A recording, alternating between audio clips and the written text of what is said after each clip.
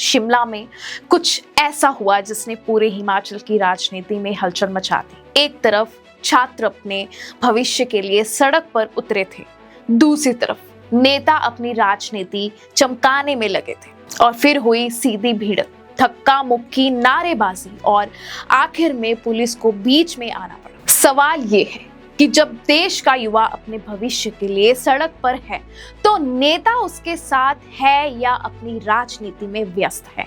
पूरी बात आज हम आपको आसान भाषा में समझाएंगे, इसीलिए वीडियो को आखिर तक जरूर देखें। नमस्कार, मैं हूं भावना और आप देख रहे हैं बैठक हिमाचल उत्तराखंड। आज पूरे देश में एक बड़ा मुद्दा छाया हुआ है। NEET paper leak. दिल्ली से लेकर कई राज्यों तक छात्र सड़कों पर उतर आए। उनकी मांग बस इतनी है, पेपर लीक की सही जांच हो, परीक्षा का सिस्टम सुधारा जाए और जो लोग दोषी हैं उन पर सख्त कार्रवाई हो। लाखों बच्चों की मेहनत और उनके परिवार की उम्मीदें इसी एक परीक्षा से जुड़ी होती हैं। इसलिए जब पेपर लीक होता है तो सिर्फ एक परीक्षा नहीं टूटती, बल्कि लाखों सपने टूटते हैं। सोचिए, कोई बच्चा 2-3 साल तक रात दिन पढ़ाई करता है, अपने शौक छोड़ता है, दोस्तों के साथ घूमना फिरना छोड़ता है, सिर्फ इसीलिए कि उसे एक अच्छा भविष्य मिल सके। और फिर पता चलता है कि जिस पेपर के लिए वो इतनी मेहनत कर रहा था वो पहले ही लीक हो चुका है। ये सिर्फ एक परीक्षा रद्द होने की बात नहीं है, ये उस बच्चे के भरोसे को तोड़ने की बात है। अब बात हिमाचल की। यहाँ भी छात्र संगठन SFI लगातार सड़कों पर है। आज शिमला में DC ऑफिस के बाहर SFI का बड़ा प्रदर्शन हुआ। छात्र हाथों में तख्तियां लेकर नारे लगा रहे थे, शिक्षा बचाओ, युवा का भविष्य बचाओ। उनका कहना था कि जब तक सरकार पेपर लीक जैसे मुद्दे पर सही कदम नहीं उठाएगी तब तक उनका आंदोलन चलता रहेगा। लेकिन ठीक उसी समय उसी जगह एक और प्रदर्शन चल रहा था, भाजपा का। मगर भाजपा नेता पेपर लीक की बात छोड़कर सीधे सुक्खू सरकार पर निशाना साध रहे थे। यानी उनका मकसद छात्रों का साथ देना नहीं बल्कि सरकार को घेरना ज्यादा लग रहा था। एक तरफ छात्र पढ़ाई और भविष्य की बात कर रहे थे, दूसरी तरफ नेता अपनी पुरानी राजनीति लड़ाई में उलझे हुए थे। और जब दोनों प्रदर्शन आमने सामने आए तो हालात बिगड़ गए। नारेबाजी तेज हुई, धक्का मुक्की शुरू हो गई और आखिर में पुलिस को बीच बचाव करके मामला संभालना पड़ा। स्थानीय लोगों का कहना है कि माहौल इतना गर्म हो गया था कि कुछ देर के लिए पूरा इलाका बंद जैसा माहौल बन गया था।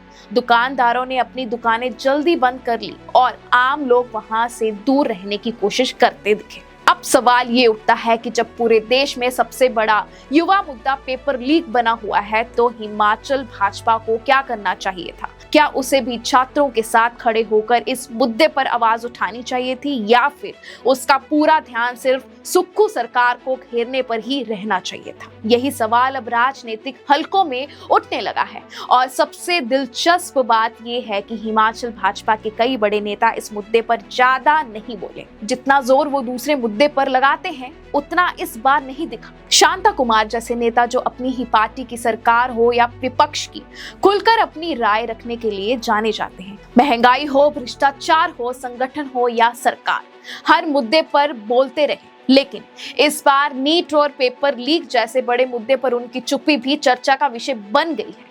ये चुप्पी रणनीति है, पार्टी का अनुशासन है या सिर्फ इत्तेफाक? इसका जवाब तो वही दे सकते हैं, लेकिन राजनीति में अक्सर बोलने से ज्यादा चर्चा चुप्पी की होती है। अब थोड़ा पीछे चलते हैं। आपको याद होगा जब हिमाचल में जयराम ठाकुर की सरकार थी तब पुलिस भर्ती का पेपर लीक हुआ था और पूरे प्रदर्शन में इसका शोर मचा था। उस वक्त कांग्रेस ने इसे युवा के भविष्य के साथ खिलवाड़ बताया। विधानसभा से लेकर सड़क तक कांग्रेस ने भाजपा को जमकर घेरा था। आज हालात बदल चुके हैं। अब कांग्रेस सरकार में है और भाजपा विपक्ष में है, लेकिन पेपर लीक का मुद्दा एक बार फिर देश की राजनीति के केंद्र में आ गया है। यानी जब अपनी सरकार होती है तो हर पार्टी सफाई देती है और जब विपक्ष में होती है तो वही पार्टी सबसे बड़ा आंदोलन खड़ा कर देती है। ये पार्टी शायद ही किसी एक पार्टी तक सीमित हो, लगभग हर राज्य में यही देखने को मिलता है। दूसरी तरफ कांग्रेस भी पूरी तरह सहज नहीं है, क्योंकि हिमाचल में सुक्खू सरकार होने के बावजूद बेरोजगारी का मुद्दा लगातार चर्चा में बना हुआ है। ऐसे में सिर्फ केंद्र सरकार पर सवाल उठने से कांग्रेस का काम नहीं चलेगा।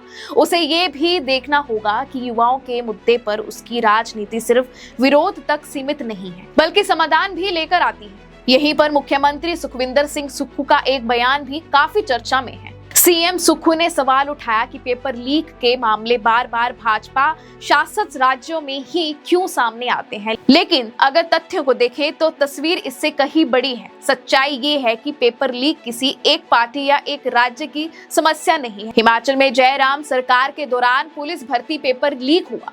उत्तर प्रदेश और उत्तराखंड में भी भर्ती परीक्षाओं को लेकर बड़े विवाद हुए और दूसरी तरफ कांग्रेस शासित राजस्थान में अशोक गहलोत सरकार के दौरान रीट शिक्षा भर्ती परीक्षा में भी पेपर लीक हुआ, जिसने देश भर में बड़ा राजनीतिक विवाद खड़ा किया। बाद में कई गिरफ्तारियां हुई, परीक्षाएं रद्द करनी पड़ी और सरकार को सख्त कानून लाने पड़े। यानी सच ये है कि पेपर लीक की समस्या किसी एक पार्टी की नहीं है, ये पूरे सिस्टम की कमजोरी है। लेकिन जब भी ये मुद्दा उठता है तो पार्टी इसे एक दूसरे पर आरोप लगाने का हथियार बना लेती है, बजाय इसके कि मिलकर इसका पक्का समाधान निकाले। सच पूछे तो ये सबसे बड़ी दिक्कत है। हर बार पेपर लीक के बाद बड़ी बड़ी बातें होती हैं, जांच के आदेश दिए जाते हैं, लेकिन कुछ महीनों बाद सब कुछ भुला दिया जाता है और अगली परीक्षाओं में फिर वही कहानियां दोहराई जाती। दिल्ली में भी इस वक्त राहुल गांधी समेत विपक्ष के कई बड़े नेता छात्रों के समर्थन में धरने पर बैठे हैं।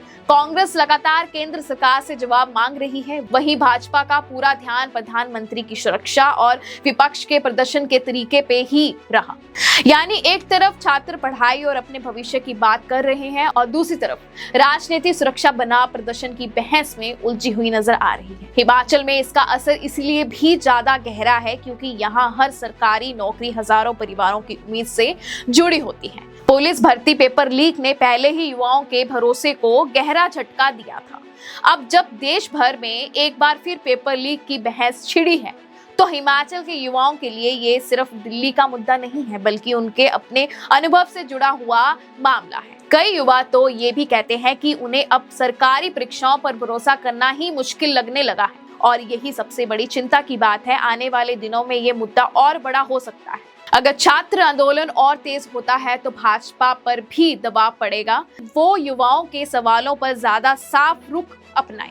वहीं कांग्रेस पर भी दबाव रहेगा कि वो सिर्फ केंद्र सरकार पर हमला करने की बजाय युवाओं को भरोसा दिलाने वाला ठोस समाधान लेकर आए। तो आखिर में सबसे बड़ा सवाल यही है, जब देश का युवा अपने भविष्य के लिए सड़कों पर उतरा हुआ है तब राजनीति किसके साथ खड़ी है? क्या प्राथमिकता छात्रों का भविष्य है या फिर सत्ता की लड़ाई? क्योंकि सरकारें बदलती रहती हैं, विपक्ष बदलता रहता है, लेकिन अगर एक पूरी पीढ़ी का भरोसा परीक्षा प्रणाली से उठ गया तो नुकसान किसी एक पार्टी का नहीं बल्कि पूरे सिस्टम का होगा। और शायद शिमला की सड़कों पर आज जो कुछ हुआ वो सिर्फ एक झड़प नहीं थी, बल्कि इस बड़े सवाल का एक छोटा सा आईना थी। अगर आपको लगता है कि छात्रों का मुद्दा सियासत की भेंट चढ़ रहा है तो कमेंट सेक्शन में जरूर बताएं। और अगर आपको ये वीडियो जानकारीपूर्ण लगी हो तो इसे लाइक करें, अपने दोस्तों और परिवार के साथ शेयर करें ताकि ज्यादा से ज्यादा लोग इस मुद्दे को समझ सकें। ऐसे ही हिमाचल, उत्तराखंड और पूरे उत्तर भारत की सबसे तेज